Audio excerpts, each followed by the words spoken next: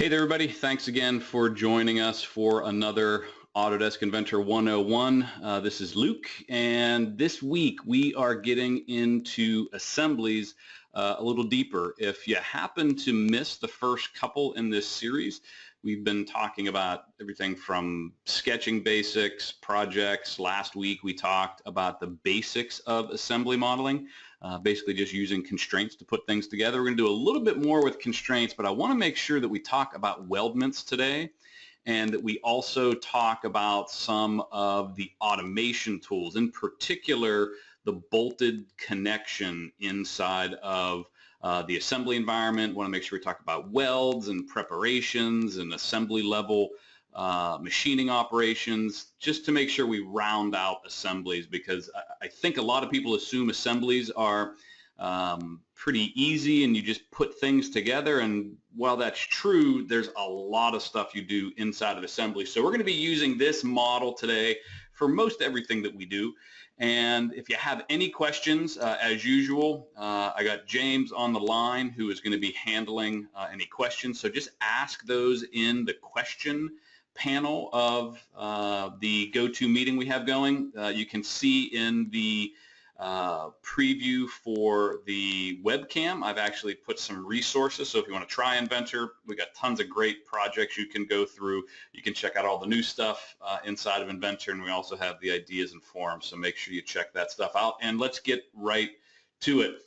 So last week we talked about assemblies and just doing some basic constraints, and what I want to make sure people are aware of is that there's not just assemblies. There's something called a weldment, and what a weldment does is a weldment basically does everything an assembly does, and you have these for both your English templates and your metric templates, and metric has many more standards within them for weldments and just for regular assemblies.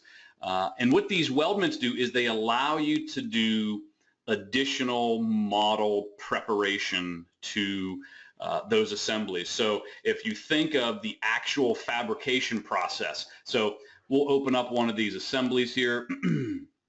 We'll just grab this base frame, and when you look at this base frame, you know, this is made up of, you know, sub-assemblies. So I'll even dig a little deeper, and you can see, so this is the lowest level assembly. So this is a sub-assembly that then goes in higher up. So a bunch of individual parts. There's no additional sub-assemblies in here.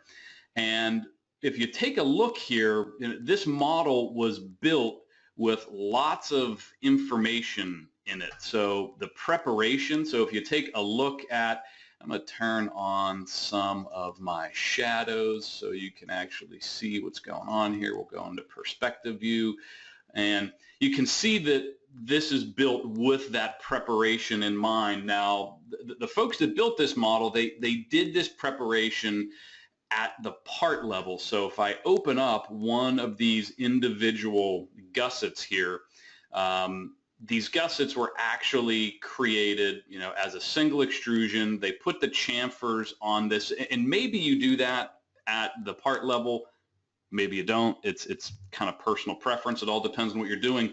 But what weldments allow you to do is they allow you to create preparations and welding and do assembly level operations that happen, you know, during that fabrication process. So I'm just going to back out of here and give a good example. So let's say that you have this sub-assembly here that you're working with, and you have all your gussets in here and they're welded in place. Then you need to maybe notch out a portion of this top I-beam as well as this gusset here at the end. You know, you would probably weld this in place, and I'm just making some assumptions here because fabrication processes change all the time. You'd probably weld this in place, and then you would, at the assembly level, once the folks in the shop have this put together, they would then, you know, use a torch and, you know, basically cut that notch out of here and include that gusset. So the cool thing that you can do with assemblies is you can do when it's a weldment assembly is you can do machining operations. So if you look in the browser here, I have preparation. That's obviously for welds. We'll talk about that in a minute. We have the welds themselves, but the machining environment. And when I activate the machining environment, basically this looks just like the part modeling environment, right? So you have sketching, you have extruding, revolving, sweeping, chamfers, loft, fillets, points, mirroring. So it gives you all the tools, or most of the tools, that you would have access to inside of a part, but you're doing this at the assembly level. And here's where it gets really cool. So just like you would anything else, I'm going to do a sketch. I'm going to put it on this top face. And I'm going to just draw, and again, all the modeling and sketching tools are there. I'm just going to put a rectangle roughly right about there. So that's going to be what I'm going to basically machine away. And just like you did with like some of your standard sketching tools, I'm going to start to project some geometry. So I'm going to project this edge of this part right here. Maybe that component there and that little, actually I can probably just get that edge if I want it, right? So I will project, if it'll let me select it. Yeah, it's not liking me selecting that. So I'll just pick that edge, and I'll just draw a line between the two of those points. This is going to be a construction line because I'm just using this for layout purposes. So now what I can do is I can do some horizontal and vertical constraints to lock this stuff in place. And that was the wrong one. If it's not horizontal, it's vertical. It's going to be one or the other. And when I add my dimension, we'll say that this is going to be 135 millimeters wide, and we'll dimension it from this edge to here. It's going to cut back, let's say 75 millimeters. And this overhang really doesn't make a difference. It just needs to be enough so that whenever I do the cutting operation, it actually removes this. So remember, this is at the assembly level, not the part level. So I'll finish my sketch, I'll do my extrusion, and you notice you don't have joining operations here. So this is where it starts to get a little different when you're working in the machining environment in a weldment. I can't join material, I can't do intersects, I can't create new bodies. The only option I have is to remove material. So now let's say that that operation is a 35 millimeter cut, so it's going to come down inside of my gusset, it's going to pass through the I-beam, and it creates that at the assembly level. Now this is pretty cool because when I finish this up now, so I'll finish this edit, so I'm back at this assembly level. Watch what happens whenever I open this gusset.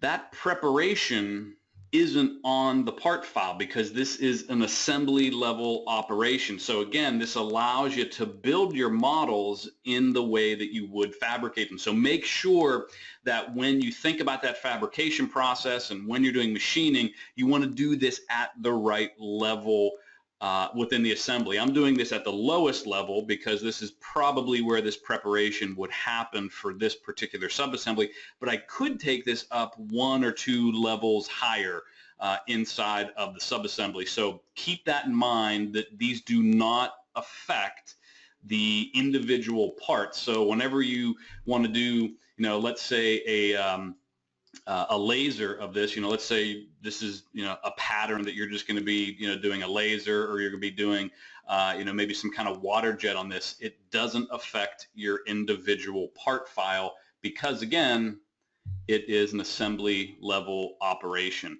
So the machining is a really great option. The cool thing too is this does affect your center of gravity, your mass, all those sorts of things. So whenever I look at the center of gravity and the mass of this particular assembly, this cutting operation is taken into account. So it's not like it's just graphical. It's not like it doesn't actually remove material. At this assembly level, it's truly removing material. So that is the machining environment, and there's tons of operations, and some are pretty simple operations. So I'm going to do a couple other quick ones just so you see how they work. So I'm going to activate the machining environment, and these are only for the removal of material. So again, just like we had access to before, we have extrude, revolve. So I can issue the hole command, and if I need a hole to pass through multiple components, so this is a really interesting angle right here between that face passing through there. Let's just say you need a hole to pass through this perpendicular to this face, and it's just going to intersect that I-beam. What we can do is I can issue the hole command. I'm going to do just a standard kind of linear placement on this. We will make this a through all, and I'm going to make this a little bit bigger so we can see it. We're going to say it's a 20 millimeter hole, and I'm going to locate this. We're going to say it's going to be 50 millimeters from that edge and 200 millimeters from that edge. And you can see not only does it pass it through that component, but then you get that really specific hole cut at that kind of oblong angle of that I-beam for a bolt that would happen to pass through this particular subassembly. So it gives you some really specific pieces of functionality that would be super difficult to do any other way. I could create this hole and project it and make these components one to another adaptive, and if that would update, that is a way you could do it. But in reality, this would probably get welded together. Potentially they would bore this with a really long drill bit. So make sure that, again, you do this at the proper level. So the whole command: extrude, fillet, chamfer, sweep. Now chamfer is something that you would more than likely do for a welded preparation. So we're not going to do this with the machining environment. So we're just going to return out of that machining environment, and we are going to go to the weld preparation environment. So the weld prep, this all looks very similar. So you have extrude, revolve, sweep, chamfer. It just stores them differently, so you have access to the exact same pieces of functionality, because sometimes a weld prep is more than a chamfer. Sometimes it may be a really complicated extrusion or a sweep, depending on what you're doing. But what I'm going to do is I'm going to prep, and I could do this to all of them, but I'm just going to do this one right now. Typically, you'd have a little bit of a chamfer on this gusset. I'll come in here. I will add my weld preparation to here. This is going to be a maybe a 5, oh, that's a little too much. Let's say a 3 millimeter preparation on that. I'll do the same thing to my top. And now I have that chamfer preparation on both ends of that gusset. I could even add that to this back face. And again, whenever I open this part up, so if I finish my edit or I open this part, none of that preparation is going to affect my original part for, again, laser or plasma tables, that sort of stuff. Remember, if you have any questions, just make sure you ask them in the question panel. Myself or James will get you an answer. He may even interrupt the broadcast here to ask the question. So if you have anything, ask that in the question panel inside of the go-to meeting. So again, switching out of the preparations, we'll jump into the weld area.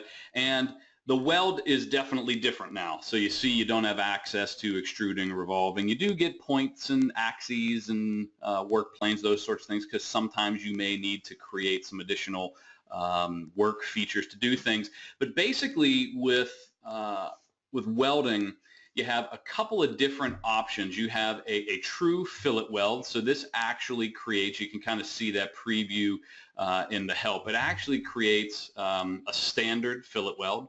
We have groove welds, which allow you to connect one component to another. This will kind of fill gaps, those types of welds. And then you have cosmetic welds. And what these do is a cosmetic weld will, number one, it's going to save you a little bit of memory because it doesn't actually create a physical piece of geometry. It doesn't actually model the weld. So fillet weld and groove weld, these actually create pieces of geometry inside of your assembly that could potentially, increase the file size. And if that's an issue, or you have lots and lots of welds that you're doing, you may want to think about doing the cosmetic weld. If you have a pretty robust computer and you're not too worried about it, then you can stick with fillet and the groove weld. Also, you may use the cosmetic weld sometimes when you can't get the weld to actually apply because of the way the geometry is coming together, whatever the situation might be, the physical weld itself, it might not be able to generate that geometry. You may just use the cosmetic weld. So I'm going to show you the fillet weld and the cosmetic weld. So basically, what are you welding? Pretty straightforward. So I'm going to be welding this face here and this face here. You can chain these if it happens to be going around a curved edge. You can have it create the specific weld symbol if you want. You can add intermittency. I think that's the right way of saying that. You can add intermittency. So if this is a really long weld that has multiple staggered welds along the particular length, you can measure it a couple of different ways. And you can actually add a flat weld, a convex weld, meaning it's going to bow out. You can do a concave weld, meaning it's going to bow in. So very easy to do, and we're going to do a 3 by 3. And oh, my parts aren't touching. See, this is why I should have made this file myself. I'm going to cheat here, and we're going to, let's think about this. I should have checked and made sure that these parts were touching, because they have to touch to put the weld between them, and they're not touching there either. So tell you what I'm going to do. I should have checked this ahead of time. Let's finish that edit. I'm going to take this part here, and this is grounded right now, and now it's not, and I'm just going to do a constraint on that face there, that face there, and where did my part fly off to? There it is. And I will do the same thing here. I'll flush that face and that face, and that's going to be close enough for now. So we'll just hold that in place so that top face is actually, so let's ground that so it's in place. So now let's try that again. Sorry for the interruption. So let's go to welds. We'll go to fillet weld. We're going to fillet weld between this face here and this face here. We can again choose to add a weld symbol. If we want to create the weld symbol at the time, we can create the different fillet sizes, convex, concave. We can have offsets, whatever you want to do with that particular welded face. And for some reason, it is not liking that size. Let's go to yeah, let's do all. Yeah, it's not liking my weld. Alrighty, we're going to audible here. We're just going to finish edit. Let's try this again. We'll go back to here, and we'll come over here, and we have a couple other components that we can work with. My guess is the way that was assembled is what is causing the problem. So I know I actually assembled this one, so I'm pretty sure we'll have no problems with this one. So again, let's go to our preparation. We're going to add a chamfer right there. This is going to be a 5mm chamfer. So that's my preparation. And I will go to my weld environment. I'm going to do a fillet weld between this face and this face. And this is going to be 5mm by 5mm, convex, no intermittency. And it is not behaving again. I must be missing something here.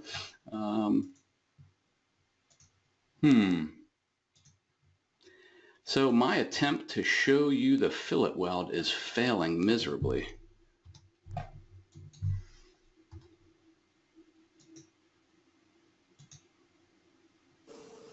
One of your viewers says bead select and 2.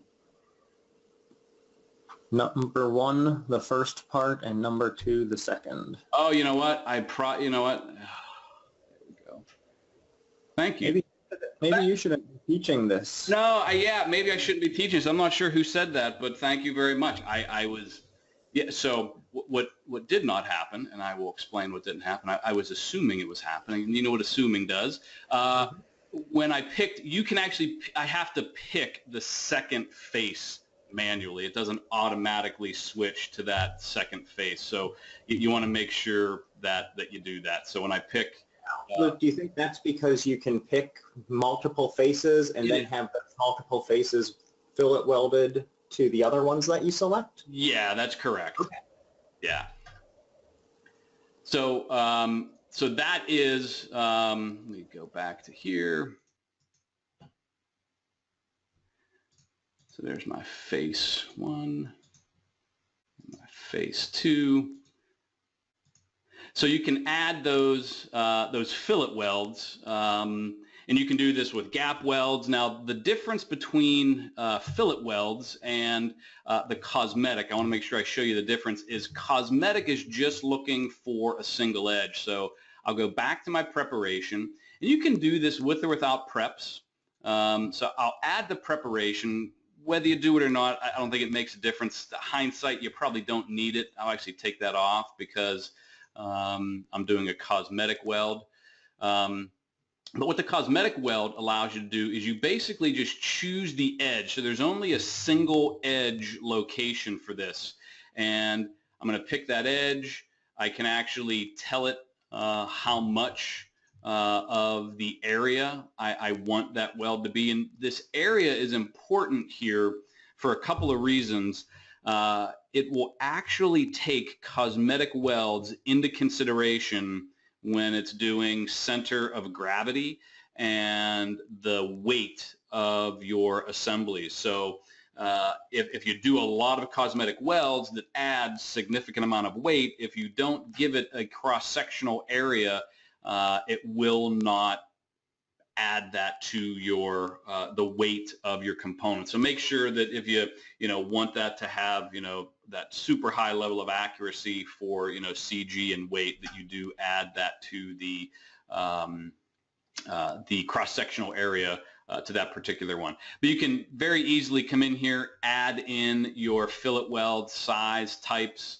The cosmetic weld allows you to do basically any type of weld. So this could be butt seams, this could be edge welds, this could be seam welds with reference line. You could do surface building up, you could do back welding. So whatever type of weld you want to do, you have those options inside that fillet weld. So you can come in here and say this is going to be 5 millimeters.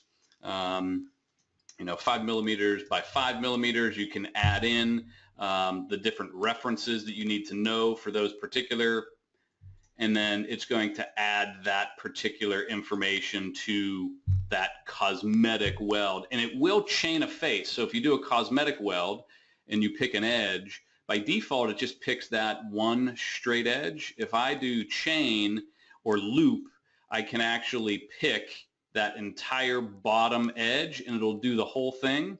Or if I select chain, it'll just get that one edge. So that's the difference between chain and loop. Loop will look at the entire loop of those touching faces, where chain actually just does anything tangent, so where these are running into one another. And again, you have all the exact same options: create the weld symbol, put in your cross-sectional area.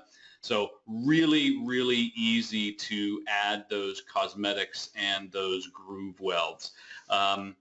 So that is welding, that's machining, that's prepping. Make sure that when you're doing this, obviously you want to make sure this information is valuable to the folks that are doing the fabrication for you. So make sure you're following whatever standard that your welders are using, whatever your shop is using. You don't want to generate all these fancy weld symbols. And I'm not a welder, and I am by no means claiming to be one. So make sure that when you do this, that you are following the proper standards that they're going to be using and reading off of either the 3D models, or they're going to be working off the 2D prints. All this information gets pulled to your 2D drawings automatically. So make sure that you are following those appropriate standards. Okay, so getting back to our assembly. So we talked a little bit about assemblies last week. We talked about just putting things together, pretty straightforward. I'm going to go through that really quickly again with this particular assembly again, and I'm just going to kill the welds here, just because I don't want them giving me all kinds of errors whenever I start to take this apart. But I want to talk about some of the ways that you put things together inside of a assembly file. So when you're looking at this, you know, this is obviously just kind of floating around in space. And we talked about this last week a little bit, about making sure that your components are located on 0, 0, 0. And I also want to talk about grounding a little bit too, because I think I glossed over that pretty quickly. But in this assembly, you know, this part is clearly the base in this super small subassembly. So what I want to do is I want to find that origin plane for the subassembly. I'm going to make these visible. And what I want to make sure that I do is that I build this part on that appropriately. So I'm going to constrain to that XY plane, and I'm going to put the bottom of this on there. And I'm going to do that as a flush, so it's sitting on top of it. So 0, 0, 0 is the bottom of this plate. Then I can go through and grab the center planes and put those one against another.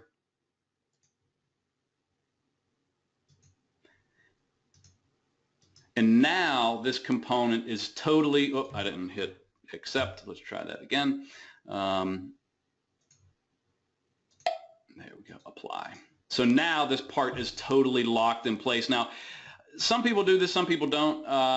They add a ground to this, and I haven't been able to prove or disprove this. I've tried it a couple times, but I've heard people say that if you ground your components at a high-level assembly, your performance is a little bit better, because there's literally no degrees of freedom that Inventor has to calculate. And I imagine maybe if you had some ridiculously large assembly, that might be an issue, possibly. I'm not sure, but I do it just as a matter of habit. That way, if for some reason I accidentally, you've seen me do a few things on the screen accidentally a couple of times, but if I accidentally hit this and I hit delete and I lose this degree of freedom, then my assembly and everything this is connected to and placed into is now potentially going to go kind of out of whack. So I do it as just kind of a rule of thumb and just for practice purposes. So whenever I have a part that's fully constrained like this, I come in, I right click on it,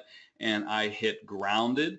A little thumbtack shows up beside it, and that means even if these constraints are lost, this part is not moving. So that's what grounding does. It locks that into place. Now, some people cheat and they kind of eyeball things and then they ground them.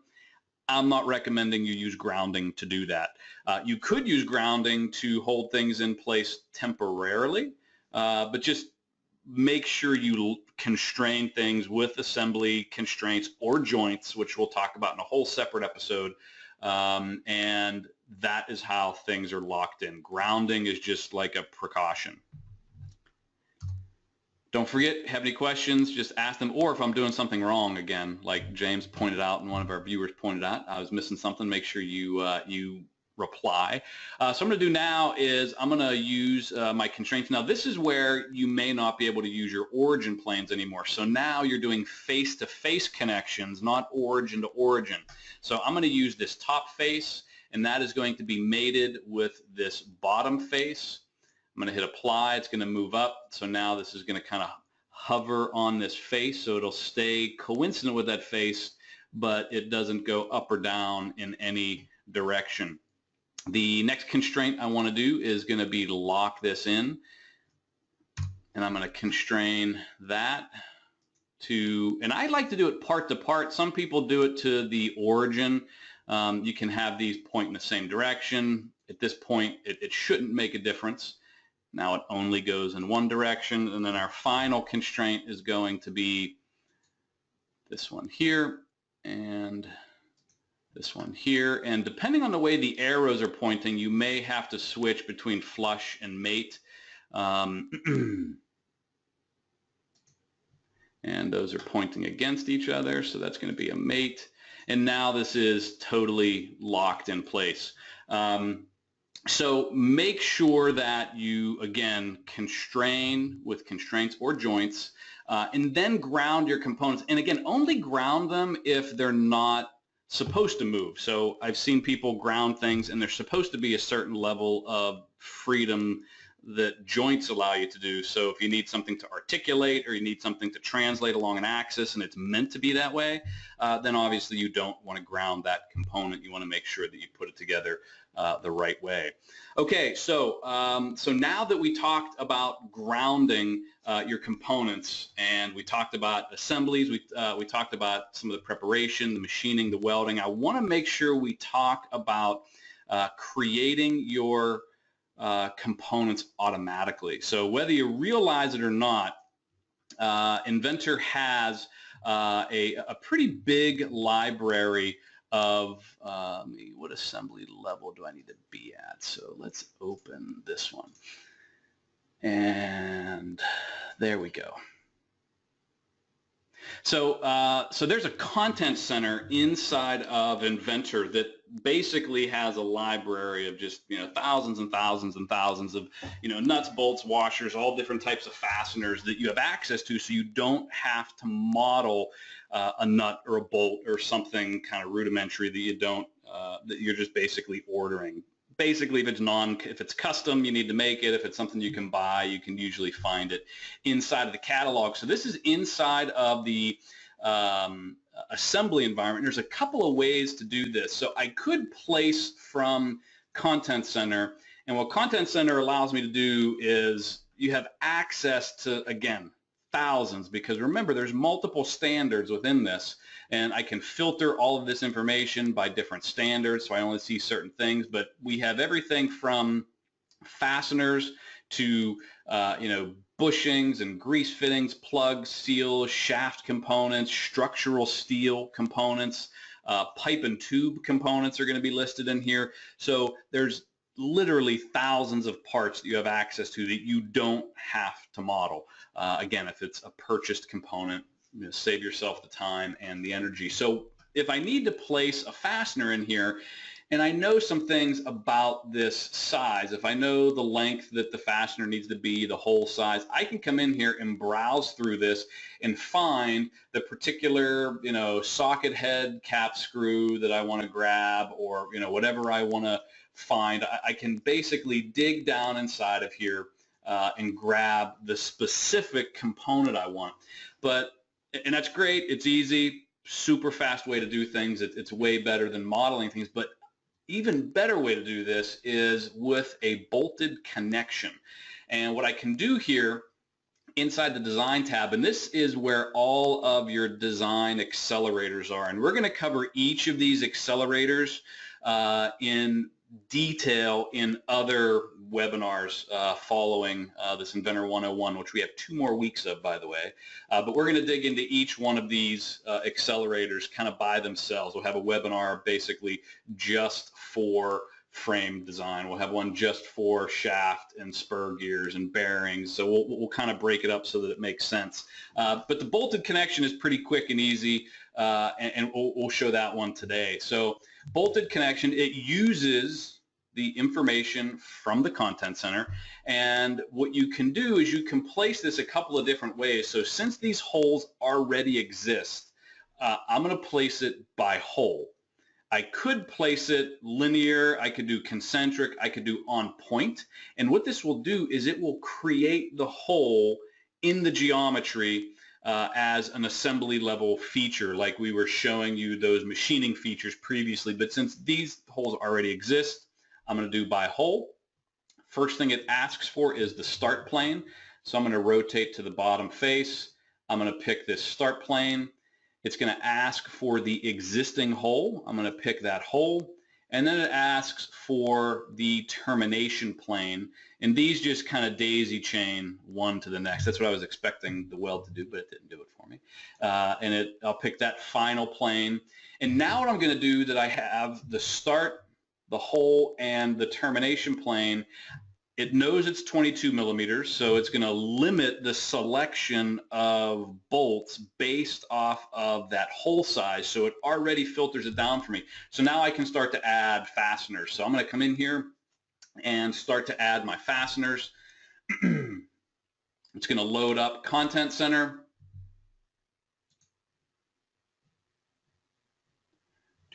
And I must have, let's add a fastener.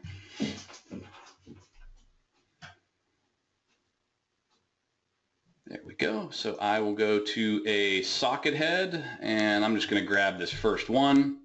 And you can see it places that socket head cap screw, a little preview of it. If I want a washer, this is basically, if you're thinking what that bolted pattern looks like in profile view, I can add a fastener to the bottom side of this. I'll just grab that first one. So now I have the bolt, the socket head cap screw, the washer, the hole itself. I'm going to skip over the hole. I could add a second, washer if I needed a lock washer. I'm going to add, and it knows that the next possible thing by default is a washer. I could switch it if I didn't want a washer. I could go right to a nut, but I'm going to add a washer. And then I'll add the final nut on the opposite end. And by default, what it's going to do for me is it's going to automatically create the proper length bolt. So there's going to be enough bolt there. Now, I could go in here and modify this. I could make these longer if I needed to make them longer. I could make them, obviously I wouldn't want to make them shorter because then the bolt wouldn't work. But once I get all done with this, a couple things I can do here.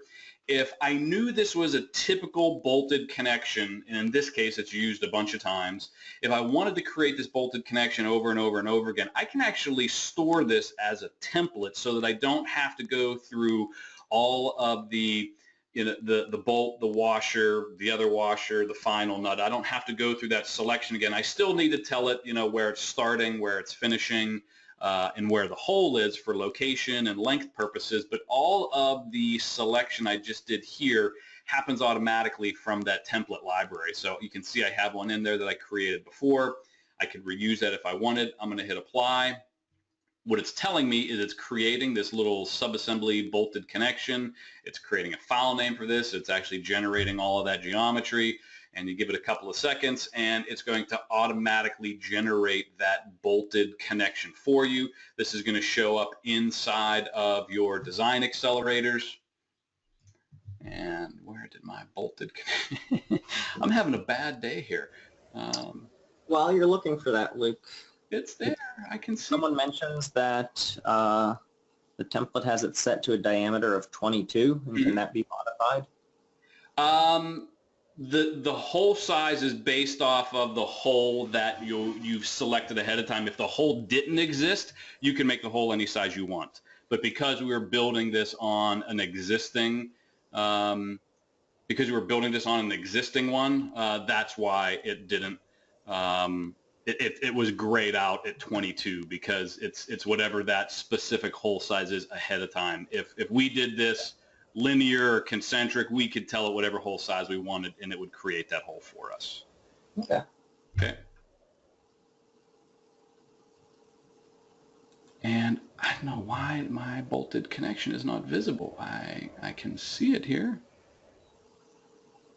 Interesting. I can see it there. I must be having some graphical issues today. I'm not sure what is going on with this. They are visible.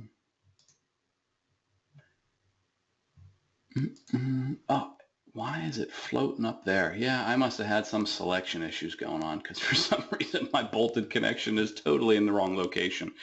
Oh, wow, that's weird. That is very weird. Okay, well, regardless, I'm obviously having some technical difficulties today, but yeah, so bolted connection is the way that I think you want to create any of your connections. It's just a super fast way not only to access the content center, but to then also place those bolts. I obviously clicked something incorrectly because it's hanging out in the middle of my tube there for some reason. But make sure that you use that bolted connection, all the time when you're creating those types of connections. Okay, the last thing I want to make sure we do, we got a couple minutes here. We try to keep these to about 45 minutes. The last thing that I want to talk about with assemblies, and I've been mentioning this, quite a bit, is you've heard me talk about when you do welding, it adds to the center of gravity and it adds to the overall mass when you're creating these different cuts that are occurring as a machining at the assembly level, like I'm doing right here. That affects the center of gravity and the mass. I want to make sure you know where to access that. So in basically any assembly, you want to make sure that you're applying realistic materials. So center of gravity and mass is only as good as the person who is creating the model and if they're using true materials for their components. So for instance, and this isn't a model that I made, so you have to forgive me if it's not in there, but that's all right. I'm going to open up this part file by itself. So when I look at this part file, you can see that I have a very specific material assigned. So keep in mind there's a difference between a material and an appearance. An appearance is just the way it looks on the screen. A material, whenever I check this out, if I go to my properties, and I just get there by right-clicking on my component, Windows over here. When I go to my physical properties, you can see what the material is, what the density is, the mass, the area, the volume, the CG, all that sort of stuff. So you want to make sure that you're using realistic materials all the way down to the part level, because if you're not using real materials, that means when you go all the way back up to this level, and I'm going to hit update just so everything updates for me, make sure that there's nothing out of date. When I go to the assembly level and I go to my properties and I go to my physical properties and I want to know what my center of gravity is, here's a couple things you want to look at. So if you want to include cosmetic welds in that, there is an option to include cosmetic welds. This is why that cross-sectional area is so important when you're doing those cosmetic welds.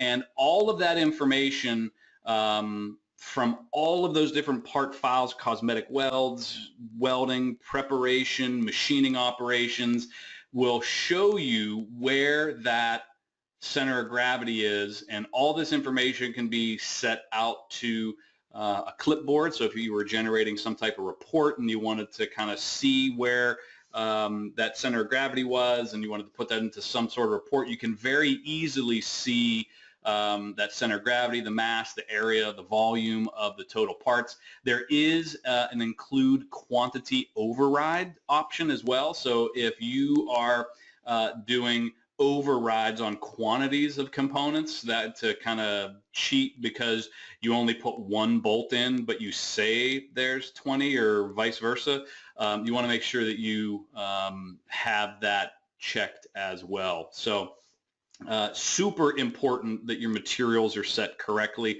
A lot of people, when they start Inventor, they make everything steel or they make everything default because that's what the default is, right? Whenever I come in here and I do a standard millimeter part file, my default material is this generic material. So my generic material has basically, no physical properties. So you want to make sure that you don't leave it at generic. You want to make sure that you use legitimate materials so that knowing how much this is going to weigh, where the center of gravity is for any and all, and even if you get it close, like a lot of folks, at a bare minimum, they'll make their materials out of steel. So you might be using, 10 or 15 different types of steel. You may be using, if you don't need it to be ultra specific, at least just change it to steel. That way, whenever you go and create a new component, that part is going to have an accurate weight. That part's going to have an accurate weight. So now whenever I check my properties, it's going to have a legitimate weight and volume and area. So just keep that in mind as you're building your components. Super important that you pay attention to your materials. Don't just let it be generic. You will run into problems with CG. So I just want to leave a minute or two for any questions. James, I don't know if we got any questions on the line. Well, one is, what kind of machine is that? Do you know what you're working on? Yeah, so this is it's actually a brand new machine, and I haven't tweaked anything yet. It is a Lenovo P50, I believe is the spec, and let me do this. Properties. I assume we're talking about the machine that you're using, not what you were designing. I'm guessing you meant the machine that I was using. So if you meant the machine that I'm actually physically running the software on, there's the specs. It's I got 16 gigs, 64-bit. You can kind of see what the processor is. This is Inventor 2018. I may have a beta on here that you're not supposed to see anything. But yeah, so that's the machine. And if you did ask what this machine is, if this is what you were asking about, what machine is this? This is like a high-speed switch for an automation station is what this is. So I'll answer the question both ways. There you go. We do have another one, and this is more of a request, and that is, if you have time, can you put up the clip on Facebook how to make a spherical turbine? Spherical turbine. So I don't know if that was maybe part of this assembly or what, but somebody is requesting that. So if you have more detail on that one about what you wanted to see up on Facebook, let us know. Yeah. Either let us know on Facebook or shoot an email to me. My email information is do I have my email listed here, James? I don't know if I did. I don't know. I know that Laurel's is listed, but I don't see I don't think I have it listed. So you can hit me up on any one of those, Twitter, Facebook, Instagram. You can also hit me up at on Facebook. You can reply to this email whenever you registered. I get those emails as well, so I can find it that way if you want to give me a little more detail on what you were asking. So I hope this helped everybody understand, in particular, weldments a little bit better. And again, I say this every time, folks. This is not meant to replace, like training at a training center, whether it's online or whether you're doing it at a reseller or one of our partners or somebody out there that is a training professional.